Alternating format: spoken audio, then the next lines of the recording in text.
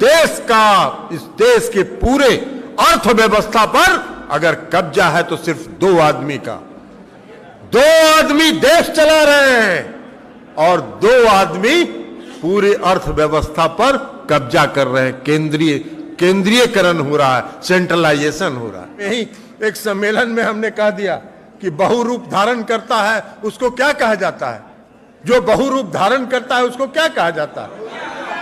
अब एक चैनल में 2 दिन तक डिबेट चलता रहा कि भाई इन्होंने प्रधानमंत्री के बारे में, हमने तो नाम भी नहीं लिया। हमने तो कहा कि कोई इस देश का चला रहा है जो बहुरूप धारण करता है, और जो बहुरूप धारण करता है उसको क्या कहते हैं? अभी आप ही बताइए क्या कहते हैं। हम कुछ नहीं बोल रहे हैं, आप ही बोल रहे हैं। तो जो बात आप अभी बोल रहे हैं यही बात हमने कहा। एक चैनल ने 2 दिन तक डिबेट चला। हम कहा चलाते रहो, जितना लोगों ने नहीं सुना होगा मेरे उस भाषण को, तुम्हारे इस डिबेट से सब लोग जान जाएंगे। चलाते रहो भैया। तो ये तो है लोकतंत्र। लेकिन लोकतंत्र का जो चौथा स्तंभ है, लोकतंत्र का जो चौथा स्तंभ है, उस पर किसका कब्जा है आज?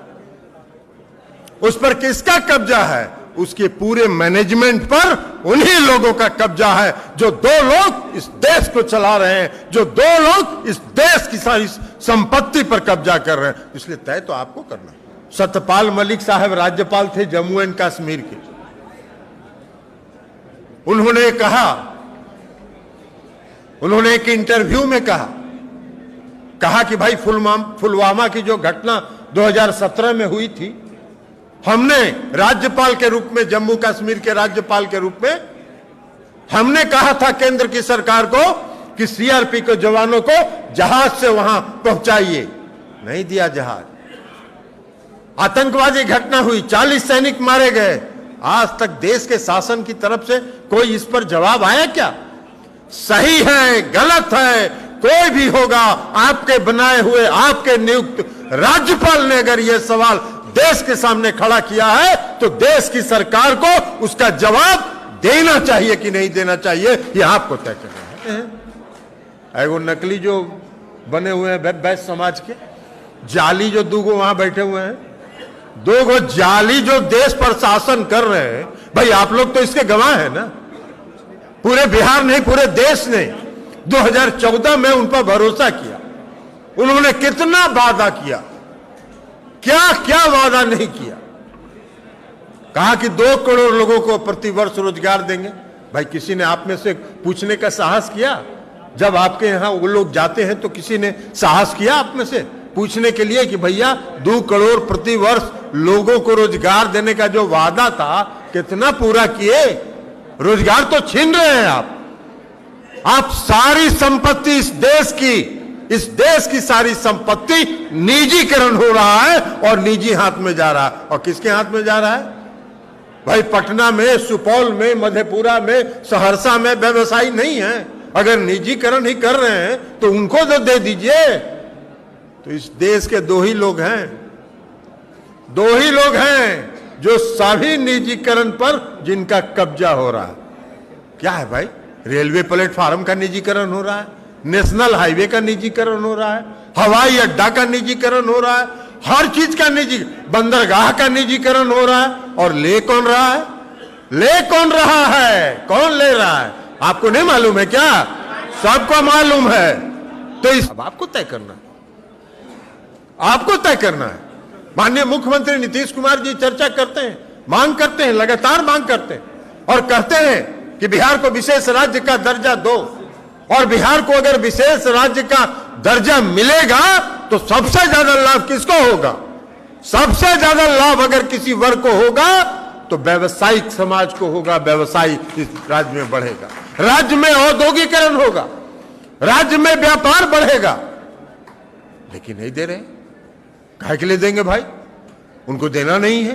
तो इसलिए हम ये कहने वाले हैं कि अब ये चक्कर समय आ गया है कि इन लोगों के चक्कर में मत करिए। अब देखिए आज क्या हो गया भाई, ऐसा कहीं देखे? अभी इस देश की सुरक्षा के साथ, इस देश के सैनिकों के जीवन के साथ आप खिलवाड़ कर रहे हैं, इस देश के लोगों के साथ आप खिलवाड़ कर रहे हैं। और आप कह रहे हैं कि हम मौन व्रत धारण किए हुए हैं, हम मौन व्रत धारण किए हुए हैं, नहीं बोलेंगे।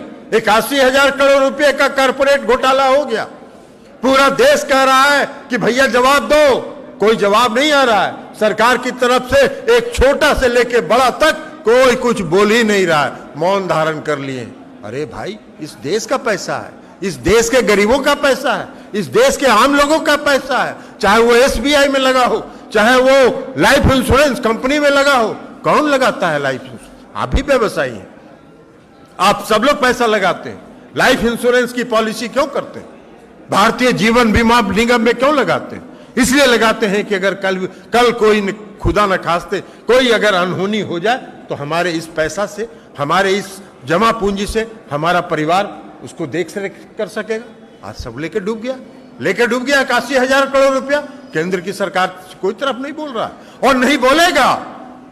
और इस देश में एक चौथा स्तंभ भी था, इस देश का एक चौथा स्तंभ था। हम सब लोग 1974 के आंदोलन में थे, सराफ साहब भी थे उसमें।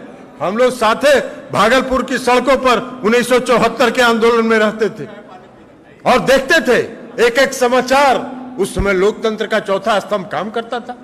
मीडिया जो कहा जाता है लोकतंत्र का चौथा स्तंभ, वो काम करता था। अगर कोई कर्नाटक में या बंगलोर में एक छोटी घटना भी होती थी, 1 घंटे के अंदर हम लोगों को खबर लग जाती थी।